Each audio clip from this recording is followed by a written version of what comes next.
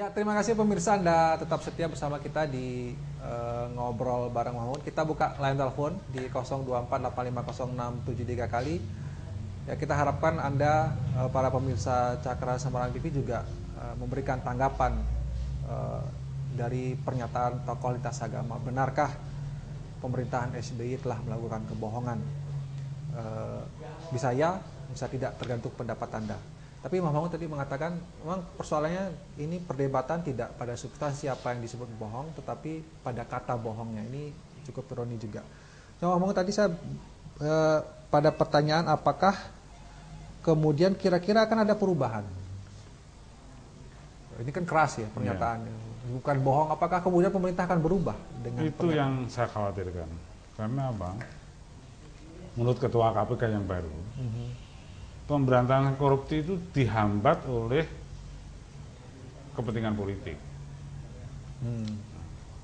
Jadi begini ya, baik itu para pemuka agama, pimpinan masyarakat itu. Nah ini ada telepon. Kita terima telepon. Kita diingatkan ya. Ya. Halo, selamat sore. Dengan siapa di mana? Selamat sore. Iya. Pak Andi. Pak siapa, Pak? Andi. Pak Andi. Pak Andi ya? Ya. Ya, silakan Pak Andi. Selamat sore Mas Maus. Sore Pak Andi. Pak Andi. Ya, ternyata pemerintah SBY itu memang berbohong. Betul bohong, Pak ya? Hanya janji-janji saja. Kasihan rakyat kecil loh Pak. Pekerjaan besar seperti saya ini melamar-lamar di mana-mana susah juga. Melamar pasti di mana-mana susah. Jadi benar apa kata orang-orang itu. Kalau tidak mundur ya rakyat kecil bisa berundak ke istana mana. Iya. Ya kalau jajan kasihan rakyat kecil loh Pak. Oh iya, kasihan rakyat kecil ya, Pak. Cuma rakyat Indonesia atau pemimpinnya, kalau pemimpinnya itu bisa memberantas korupsi. Kalau tidak bisa memimpin kan percuma juga. Negara lain aja bisa maju. Bangsa Indonesia yang rakyat besar tidak bisa maju. Negara kecil aja bisa maju. Ya. Kita saya mohon. Terima kasih. Terima kasih Pak Andi. Ya, Pak Andi, kalau ini penelpon pertama mengatakan ya benar berbohong. Pembatasan korupsi, kemudian kalau saya tidak pakai kata bohong atau gagal atau ingkar, sontoloyo. Nah, sontoloyo itu tidak bisa diterjemahkan. Oh, di kamus tidak ada. Ya, sontoloyo lah gitu. ini lebih keras berarti mau kalau Ya tidak tahu, terserah menerjemahkannya. Ya. Kalau sontoloyo dianggap makanan ya udah keras. Tapi kembali ke masalah tadi pertanyaan Pak Winata. ya, urusan politik Ini ya. ada perubahan tidak? Ini ada masalah budaya lagi ya. Orang Indonesia, Jawa khususnya, itu kan sangat toleran. Ngono ya ngono ning aja ngono, ya. Kalau ada pemimpin-pemimpin yang sontoloyo, itu mbok jangan dicaci maki, mbok jangan diginikan, jangan mesake, toh. Ya. Gini-gini. Itu kan toleran toh. Iya, toleran. Tetapi apa? Tapi di samping itu mengorbankan rakyat kecil karena sontolonya si pemimpin. Seharusnya toleran itu untuk rakyat kecil, bukan untuk para pemimpinnya. Ini demokrasi. Ini pernah di suatu pengalaman ya. Ada pertemuan di Suara Merdeka tahun 90 berapa lah. Iya. Sebelum 95 lah. Sebelum ini ya. Itu masih ada Arif Budiman. Arif Budiman masih habis di penjara itu. Arif Budiman ada di situ. Ngomong-ngomong, terus ada almarhum nih kepala Bapeda Jateng. Itu wah berapi-api membelanya. Dengan alasan ngono ya aja ngono, ngono ya ngono aja ngono. Waktu itu usaha panas itu zaman Orde Baru ini. Pak, betul Pak. Ngono ya aja ngono ya ngono aja ngono. Artinya korupsi ya korupsi, tapi jangan kelewatan gitu. Mas Jeb diem. Beliau sampai pucat itu. Jadi rupa-rupanya saya ini kelakuan saya sejak dulu ya begini nih. Keras ya. Ya tiba-tiba ingat itu. Ya, harusnya tidak mengorbankan rakyat kecil ya. Karena kesontoloyan ini kesontoloyan ini mengorbankan rakyat kecil. Rakyat kecil jadi lalu terus harusnya gimana, Bab? Harus ya istilahnya para cendekiawan SBY itu peragu ya. Terus apa tuh istilahnya apa namanya? Citranya. Peragu Pesolek atau ya itu peragu, terlalu hati-hati, terlalu gimana, masih positif aja. Tapi tidak mencerminkan seorang pemimpin di negara yang sedang memperjuangkan untuk mengejar ketinggalan. Lalu kan sering dibacakan oleh siapa itu, mantan juru bicara Gus Dur yang sering bahasa puisi Adi Masardi tentang apa, negeri berdebah itu. Negeri berdebah itu. Dan salah satu kata-katanya begini, ajaran agama.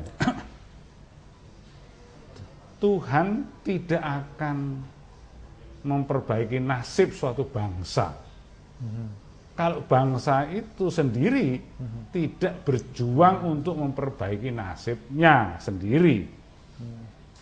Artinya, tak simpulkan ya harus berjuang. Rakyat ini, caranya berjuang gimana? Kenapa tidak tiru-tiru Tunisia? Selesai. Karena sudah terlalu lama, bahaya. Semakin lama makin, nah nanti kalau tahu bahwa 2014 sudah tidak mungkin berkuasa lagi, mumpung sempat korupsinya malah merajalela, celaka. Iya. Itu artinya bahwa harusnya rakyat ini ya berjuang, dipimpin oleh para pemuka agama, jangan mengharap politisi udah kong kali kong dengan setgapnya. Andai kata Pak SBY itu lurus ingin memperbaiki rakyat, kok enggak bisa kan gitu dah? Ya waktunya habis untuk mikir setgap. Nah kenapa koalisi ini? Supaya kekuasaannya itu tidak digoyahkan dan kalau perlu bisa berlanjut, turun temurun. Oleh karena itu saya pernah nulis, para pemimpin tinggi Indonesia ini rupa-rupanya ingin meniru monarki, tanda petik, monarki Korea Utara. Korea Utara sekarang kan sudah generasi ketiga. Ya, kalau lihat Kompas itu ada, kalau salah satu kepala daerah, gubernur tuh, bupati, anaknya, adiknya semua jadi anggota DPR, jadi ini kan gitu dah. Jadi turun temurun, terus kerabat, family, konco-konco jadi satu. Ini demokrasi ala Indonesia yang kemarin Pak Winata bilang mengerikan. Ya. Tapi demokrasi juga memberikan ruang kepada apa yang Mbah Mangun sampaikan tadi, rakyatnya harus segera bergerak. Iya, seperti zaman 98, 99 lah. Kurang apa kekuatan Pak Harto? Bisa ya? Bisa, tapi saya lihat mahasiswa sekarang itu kok merasa melempem. Ini bedanya di situ. Harapan kita kan generasi muda. Kalau saya kan sudah usul, saya dengan Pak SBY itu beda 10 tahun. Lebih tua saya. Jadi harusnya harapannya rakyat bergerak. Ya, orang-orang yang umurnya di bawah 40 tahun dong. Ya maksudnya di bawah 40 tahun tidak harus cucu presiden, tidak harus. Iya. Tapi saya tertarik dengan pernyataan bahwa tentang EUH pakai EUH. Kemudian rakyat ini kan jadi, ya kita sepakat bahwa ini kan keras pernyataan, bohong.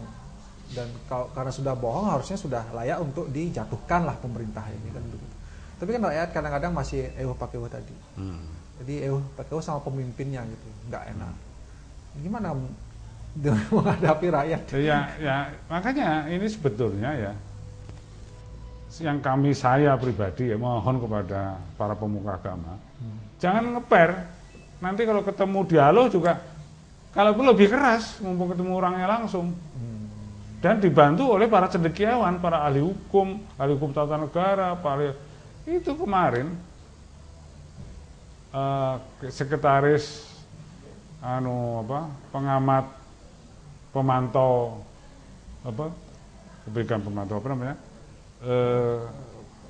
Persatuan Pembayar Pajak itu mengungkap bagaimana pajak itu digelapkan oleh aparat pajak puluhan triliun tiap tahun itu. Datanya lengkap gitu. Dan itu tidak hanya sekarang. Bahkan dari anggota DPR Komisi 3 itu entah dari partai mana mengatakan, kenapa tidak Menteri Keuangan sekarang itu dinonaktifkan? Kenapa tidak Dirjen Pajak dinonaktifkan? Nah, maksudnya Gubernur Bank Indonesia kan mantan Dirjen Pajak, dinonaktifkan baru diselidiki. Itu kan sama dengan usul saya dengan hukum disiplin, pensiun dini itu. Kenapa polisi gendut itu tabungannya kok tidak dipensiunkan? Apa susahnya? Dan itu hak presiden. Itu tidak campur tangan di urusan hukum, itu tidak intervensi itu. Itu soal disiplin. Itu hak prerogatif presiden. Itu kenapa tidak lakukan? Ya. Kemudian pertanyaan saya adalah juga apakah sebenarnya pemerintah ini termasuk SBY mungkin sebagai presiden tidak bermaksud untuk berbohong, tetapi karena dia tidak mampu, entah karena tidak mampu atau kemudian seperti apa. Jadi begini ya, bukan maksudnya untuk berbohong, tapi karena memang tidak mampu saja ya, untuk menyelesaikan persoalan. Sebetulnya mulainya bukan tidak mampu, tapi tidak mau. Karena bagaimana mungkin tidak mampu? Mereka itu ahli-ahli. Presiden sendiri jenderal bintang 4. Bintang 4 itu sudah top-topnya tentara. Dokter lagi, itu top-topnya sarjana. Kan tidak mungkin tidak mampu. Pembantunya semua profesor, dokter. Tetapi terlilit oleh kepentingan yang saling bertentangan. Terbelit. Baik, kita penelpon lagi kita terima. Halo, selamat sore, dengan siapa di mana? Selamat sore. Ya, Bapak siapa? Sonten, Mbah Kakung. Ya, kalau saya membaca tema pada... Maaf, dengan Bapak siapa, Pak? Pak Bram. Pak siapa? Pak Bram di Wonosari Ngalian. Monggo, Pak. Benar kan? Iya. Berbohong. Sebenarnya masuk juga tema itu. Pengertian begini, Mbah Kakung. Kalau berbohong tidak hanya Pak SBY aja, Pak Kakung. Termasuk ini. Termasuk siapa, Pak? Anda itu artinya begini, termasuk kabar di sini ada yang namanya Pak Marzuki siap dengan dokumen. Nah ini kan sebenarnya kalau mau berbohong tidak hanya Pak SBY. Memang itu setiap ganti era akan selalu begitu. Contoh kecil pada eranya itu juga demikian, berkaitan dengan SBY, dengan pekerja, terjadinya karyawan kontrak itu, tenaga kerja kontrak itu seperti itu. Sekarang Pak SBY isunya termasuk pembohongan publik dan seterusnya. Benarkah Pak SBY itu berbohong? Kalau saya pikir di sini juga Pak Marzuki itu berbohong. Kenapa baru sekarang beliau ngomong buka kabeh iki kok? Nyatanya kamu juga ikut menyetujui saat rapat pleno. Kok sekarang kamu bilang saya setuju dan seterusnya. Inilah kata-kata bohong itu kurang paham kalau memang ditujukan hanya untuk Pak SBY. Tapi keseluruhan arti secara Jawanya seanda Mbah Kakung. Anda ini bawahnya. Terima kasih. Ya, terima kasih Pak yang di Ngalian ini ya. Ya, tidak hanya SBY yang berbohong, tapi semua. Iya.